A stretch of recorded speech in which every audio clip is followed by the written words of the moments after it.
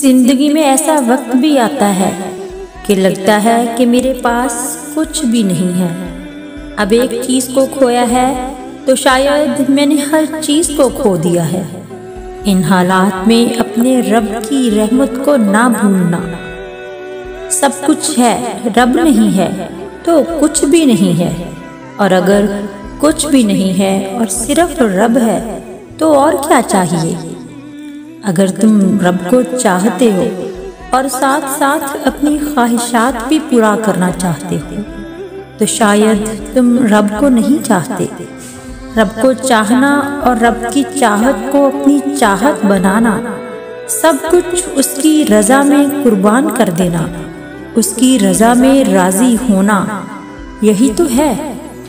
بس اپنی یقین کو مضبوط رکھو۔